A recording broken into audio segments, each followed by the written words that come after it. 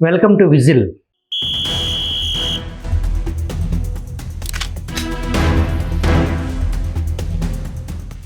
1984 ఆగస్టులో ఆంధ్రప్రదేశ్లో జరిగిన రాజకీయ ప్రకంపనలకు కారణమైన అప్పటి ఆర్థిక మంత్రిగా ఎన్టీఆర్ క్యాబినెట్లో పనిచేస్తున్న నాదెండ్ల భాస్కర్రావు ప్రణాళికాబద్ధమైన రాజకీయ కుట్రను ప్రజాస్వామ్య కూనీగా చరిత్రకారులు అభిప్రాయపడతారు.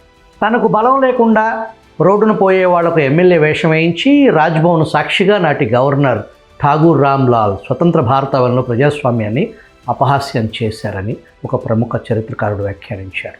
నాదెండ్ల భాస్కర్రావు ఒక విశ్వాసఘాతకుడిగా చరిత్రలో శాశ్వత స్థానం సంపాదించారు. ఈ సంఘటన పెద్ద ఎత్తున దేశ ప్రజల ఆగ్రహానికి దారితీసింది. ఫలితంగా నెల రోజుల్లోనే ఎన్టీఆర్ మళ్ళీ ముఖ్యమంత్రి స్థానంలో కూర్చోగలిగారు. స్వతంత్ర భారతదేశ రాజకీయ చరిత్రలో ఇదొక అరుదైన సంఘటనగా నిలిచింది. ఆంధ్రప్రదేశ్ గవర్నర్ రామ్లాల్ ఆడిన వికృత రాజకీయ క్రీడ దేశంలో పెను ప్రకంపనలు సృష్టించింది. ఢిల్లీ నడిబొడ్డులో రొమ్ము విరుచుకుని తెలుగోడు వేసిన పోరు రెంకె దేశం మొత్తం వినిపించింది. కాంగ్రెస్ పార్టీలో రీసౌండ్ తెప్పించింది. శ్రీమతి ఇందిర కలచి చెందే పరిస్థితి వచ్చింది. నాటి ఆట తన రాజకీయ వ్యూహాలకు పదును పెట్టి ఎన్టీఆర్ నోటి వెంట పొగడ్తల జడివాన ఎవరిపై కురిసిందో తెలుసా? ప్రస్తుత ఆంధ్రప్రదేశ్ ముఖ్యమంత్రి చంద్రబాబు నాయుడు. నాడు కేవలం నెల రోజుల్లో ఎన్టీఆర్ని తిరిగి ముఖ్యమంత్రి స్థానంలో కూర్చోబెట్టే రాజనీతి శాస్త్రంలో చంద్రబాబు సరికొత్త పేజీ సృష్టించారు. భారతదేశ చరిత్రలో ఇప్పటి వరకు అటువంటి అసాధారణ సంఘటన జరగలేదు, జరగబోదు. ఎన్టీఆర్ ఆ 3 అక్షరాలు విరజిమ్మే వెలుగులో చంద్రబాబు పక్కాగా తన ప్రణాళిక సిద్ధం చేసుకుని ఎన్టీఆర్ను విజయ తీరం చేర్చడంలో సాయపడ్డారు. కాకులు తీరిన పెద్దలు కాంగ్రెస్ మామూలోళ్ళు కాదు. వాడేసి పక్కన పడేసిన నాదెండ్ల భాస్కర్రావు స్థానంలో చంద్రబాబును ముఖ్యమంత్రి చేస్తామనే వర్తమానం పంపిన కాంగ్రెస్ పార్టీకి తెలుగోడి దెబ్బ గట్టిగానే తాకింది. గవర్నర్ రామ్లాల్ అంతకు ముందు హిమాచల్ ప్రదేశ్లో కాంగ్రెస్ ముఖ్యమంత్రిగా పనిచేశారు. ఆంధ్రప్రదేశ్ గవర్నర్గా వచ్చి ప్రజాస్వామ్యాన్ని హత్య చేశారు. కాంగ్రెస్ అకృత్యాల్లో హిమాలయాల్లోని చిన్న రాష్ట్రమైన సిక్కిం మొదలుకొని జమ్మూ కాశ్మీర్లోని ప్రభుత్వ కూల్చివేత ఇవన్నీ కలిసి కాంగ్రెస్ ఇతర పార్టీలు నడిపిస్తున్న ప్రభుత్వాలను విధ్వంసం చేయటంలో నాటి కాంగ్రెస్ పార్టీ ప్రత్యేక నైపుణ్యత సాధించింది.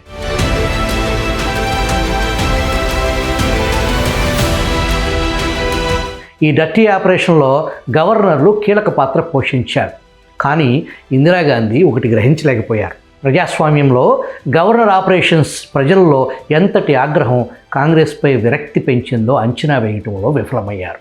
ఎన్టీఆర్ 2 రోజుల ఢిల్లీలో గడిపిన సమయంలో తనకు మద్దతు తెలిపే 161 మంది ఎమ్మెల్యేలను రాష్ట్రపతికి చూపిస్తూ ఇందిరాగాంధీతో నేరుగా ఎన్టీఆర్ యుద్ధానికి తలపడ్డారు.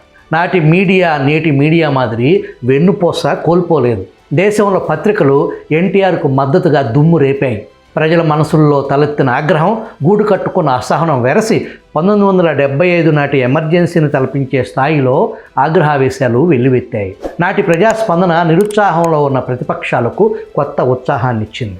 బీహార్కు చెందిన కాంగ్రెస్ ఎంపీ కమల్నాథ్ జూ ఆంధ్రప్రదేశ్ లోక్సభలో చర్చ జరుగుతున్న సందర్భంలో ఇది అత్యంత అధికార దుర్వినియోగానికి నిదర్శనం అని అంగీకరించడం విశేషం. ఇందిరాగాంధీకి గట్టి మద్దతుదారుగా ఉన్న ద హిందుస్థాన్ టైమ్స్ కూడా తన సంపాదకీయానికి షేమ్ఫుల్ అనే టైటిల్ పెట్టింది. ఇందిరకు తటస్థ మిత్రుడిగా భావించబడే పత్రిక టైమ్స్ ఆఫ్ ఇండియా తన మొదటి పేజీ సంపాదకీయంగా గవర్నర్ను తొలగించాలి అని బిగ్గరగా శబ్దం చేసింది. గుండె బైపాస్ సర్జరీ చేయించుకున్న ఎన్టీఆర్ వీల్ చైర్లో రాష్ట్రపతిని కలిసేందుకు తీసుకెళ్తున్న దృశ్యాలు, ఎన్టీఆర్కు మద్దతు తెలిపే 165 మంది ఎమ్మెల్యేలు తమ గుర్తింపు కార్డులు చూపుతూ రాష్ట్రపతి భవన్లో ప్రవేశించే దృశ్యం ప్రజాస్వామ్యవాదులకు గుండెలు పిండేసినట్లు అనిపించింది. ఢిల్లీ రామ్లీలా మైదానంలో ఎన్టీఆర్ అధ్యక్షతన జరిగిన ప్రతిపక్ష ర్యాలీ 1977 జనతా పార్టీ ర్యాలీని గుర్తుకు తెచ్చింది. 1980లో మళ్ళీ అధికారంలోకి వచ్చిన తర్వాత ఇందిరాగాంధీకి జాతీయంగా అంతర్జాతీయంగా ఎదురైన అత్యంత పెద్ద దెబ్బ ఆంధ్ర ఆపరేషన్. ఎన్టీఆర్ వీల్ చైర్లో ఆయన వెనక ఆయన అనుసరిస్తూ తెలుగుదేశం ఎమ్మెల్యేలు రాష్ట్రపతిని కలవటానికి వెళ్ళిన దృశ్యాలని 25 కంటే ఎక్కువ విదేశీ టెలివిజన్ ఛానళ్లు పూర్తిగా ప్రసారం చేశాయి. రాష్ట్రపతి జ్ఞాని జైల్ సింగ్ ఎన్టీఆర్ బృందానికి అపాయింట్మెంట్ ఇవ్వటమే అంతర్జాతీయ మీడియా దృష్టి పెట్టడానికి కారణమైంది. లండన్లో ది ఎకనామిస్ట్ కవర్ పేజ్ ఇందిరాగాంధీని కాళీమాతగా చిత్రీకరించి ఆమె చేతిలో ఖడ్గం, డబ్బు సంచి, ప్రతిపక్షాలను పట్టుకుని ఉన్నట్లు ముద్రించడంతో పాటు సంపాదకీయంలో ఇలా రాశారు: రాజకీయ విరోధులను రాక్షసులుగా భావించే నాయకురాలు తాను కూడా రాక్షసులాగే ప్రవర్తిస్తున్నారు. ఎమర్జెన్సీ తరువాత భారతదేశంలో తిరిగి అధికారంలోకి వచ్చిన ఇందిరాగాంధీ 4 సంవత్సరాలకే మళ్ళీ తన మురికి పనులు మొదలుపెట్టారు అని ప్రచురించారు.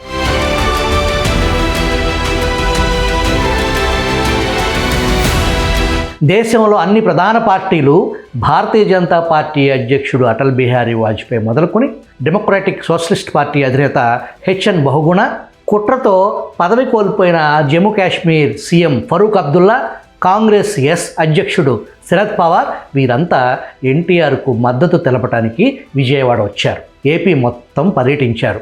సిపిఐ, సిపిఎం ఎన్టీఆర్ పక్షాన తొలి నుంచి అండగా నిలబడ్డాయి. పశ్చిమ బెంగాల్లో అధికారంలో ఉన్న లెఫ్ట్ ప్రభుత్వం ఆగస్టు 25న బెంగాల్ బంద్ నిర్వహించింది. నాటి మాజీ ముఖ్యమంత్రి పివి నరసింహారావు ఆపరేషన్ ఆంధ్రప్రదేశ్ విషయంలో మసిబూసి మారేడికాయ చేసి దేశాన్ని నమ్మించే ప్రయత్నంలో పూర్తిగా విఫలమయ్యారు. నాదెళ్ల భాస్కర్రావుని అంతర్గత సంభాషణలో బఫూన్ క్యారెక్టర్గా అభివర్ణించే నాటి కాంగ్రెస్ పెద్దలు ఆడమన్నట్లు ఆడారని రాజమండ్రికి చెందిన ఒక టీడీపీ సీనియర్ నాయకులు వ్యాఖ్యానించారు. 35 మంది నకిలీ ఎమ్మెల్యేలను గవర్నర్ రామ్లాల్ ముందు నిలబెట్టిన ఘనత పివి నరసింహారావు, నాదెళ్ల భాస్కర్రావుకే దక్కుతుంది. దేశ స్వతంత్ర దినోత్సవం ఆగస్టు 15 ఉదయం పొద్దున్నే ఆపరేషన్ ఆంధ్రప్రదేశ్లో భాగంగా చీకటి రోజుకు మద్దతుగా నాటి ఏపీ పిసిసి అధ్యక్షుడు డాక్టర్ వైఎస్ రాజశేఖర రెడ్డితో పాటు 57 మంది కాంగ్రెస్ శాసనసభ్యులు రాజ్భవన్లో తిష్టవేశారు. ఎమ్మెల్యేల కొనుగోలు ధర 5 లక్షల నుంచి 15 లక్షల వరకు పలికింది. మొత్తం 294 సీట్లకు గాను టీడీపీ 201 సీట్లలో, సిపిఐ 4, సిపిఎం 5 స్థానాలు, బీజేపీ 3 సీట్లు, జనతా పార్టీ 1 సీటు గెలుచుకున్నాయి. కాంగ్రెస్ పార్టీ 60 సీట్లు గెలుచుకుంది. 201 సీట్లు ఎక్కడా, 60 ఎక్కడా? ఎంత దారుణానికి ఒడిగట్టారో చూడండి. తెలుగుదేశం ఎమ్మెల్యేల్లో 35 మంది రైతులు, 47 మంది ఉపాధ్యాయులు ఉన్నారు. హైదరాబాద్ నిజాం కాలేజ్ మైదానంలో ఎన్టీఆర్ ఆధ్వర్యంలో విపక్ష ర్యాలీ జరిగింది. భాగ్యనగరం ఎన్నడూ చూడనంత జన ఉప్పెన పోటెత్తింది. ఉత్తర భారత నాయకుడు లోక్దళ్ అధ్యక్షుడు చరణ్ సింగ్ ఈ ర్యాలీని చూసి దక్షిణాదిలో ఇంత పెద్ద ప్రజాస్పందన ఇంతకుముందు ఎన్నడూ నేను చూడలేదు అని వ్యాఖ్యానించారు. నాడు హైదరాబాద్ నగరంలో జరిగిన 2 బందులు విజయవంతమయ్యాయి. జంట నగరాల్లో చివరి దుకాణం వరకు బంద్ కొనసాగింది. కేంద్ర సైనిక బలగాలు 4 బెటాలియన్ని రాష్ట్ర ప్రభుత్వం అంగీకారం లేకుండా ఆగస్టు 14, 16 మధ్య మోహరించింది కేంద్ర ప్రభుత్వం. 50,000 మంది పైగా పోలీసులు, రాష్ట్ర పోలీసులు బంద్ను సమీక్షించారు. గ్రామీణ ప్రాంతాల్లో నిరసనలు తీవ్రమయ్యాయి. ఎన్టీఆర్ను దింపేసిన మొదటి వారంలో కనీసం 26 మంది మరణించారు. ఆగ్రహించిన ఎన్టీఆర్ అభిమానులు ప్రభుత్వ కార్యాలయాలు, రైల్వే స్టేషన్లు, పోస్టాఫీసులు, కొంతమంది ఎమ్మెల్యేల ఇళ్లపై దాడి చేసి నిప్పుపెట్టారు. బీజేపీ, సిపిఐ, సిపిఎం కార్యకర్తలు ఈ నిరసనలకు మద్దతిచ్చి జిల్లాల్లో ఎన్టీఆర్ అభిమానులతో కలిసి ప్రచారం చేశారు. ఇది 40 దశాబ్దాల తెలుగుదేశం చరిత్ర. నాదెళ్ల ఉదంతం నుంచి లక్ష్మీపార్వతి ఎపిసోడ్ వరకు చంద్రబాబు నేర్పు, ఓర్పు అన్నిటికీ మించి మాటల్లో వివరించిన సానుకూల సఖ్యతతో తెలుగుదేశాన్ని కాపాడుకున్న క్రెడిట్ చంద్రబాబు నాయుడికే దక్కుతుంది.